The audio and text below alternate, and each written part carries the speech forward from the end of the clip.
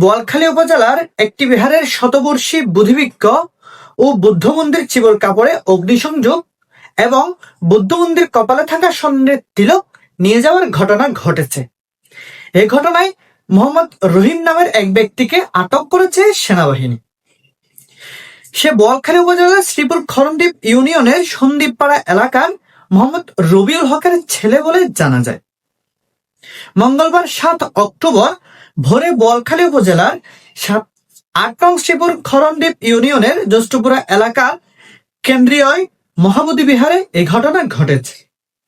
স্থানীয় বাসিন্দা তাপস বড়ুয়া বলেন, ভোর 4টা থেকে 5টার মধ্যে দুর্বৃত্তরা এ ঘটনা ঘটিয়ে পালিয়ে গেছে। বিষয়টি জানতে পেরে বিহারে গিয়ে দেখি বুদ্ধিবৃক্ষের কাপড় ও বুদ্ধ মন্দির চিবর খুলে আলাদা করে পুড়িয়ে দিয়েছে, আর বুদ্ধ মন্দিরের কপালে থাকা স্বর্ণের তিলক নিয়ে যায় দুর্বৃত্তরা।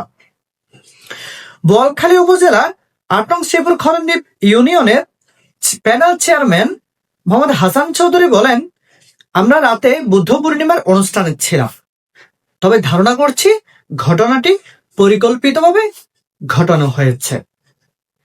বোয়ালখালী থানার ভারপ্রাপ্ত কর্মকর্তা মোহাম্মদ লুৎফুর রহমান বলেন, ঘটনাস্থলে পুলিশ গিয়েছেন, বিষয়টি তদন্ত করে দেখা হচ্ছে। এই বিষয়ে একজনকে সন্দেহভাজন করে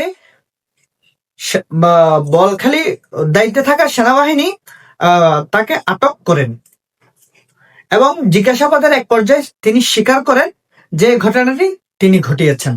পরবর্তী আইনানুগ ব্যবস্থার জন্য আসামিকে বোয়ালখালী থানায় হস্তান্তর করা হয়।